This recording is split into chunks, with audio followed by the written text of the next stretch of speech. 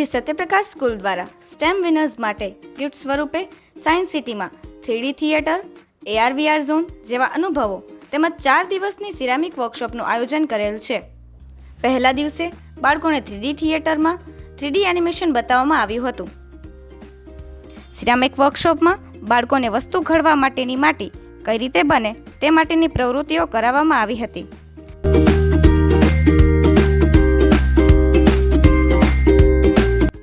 ત્યારબાદ બાળકોને ચાકડા પર વિવિધ વસ્તુઓ બનાવતા શીખવાડવામાં આવ્યું હતું.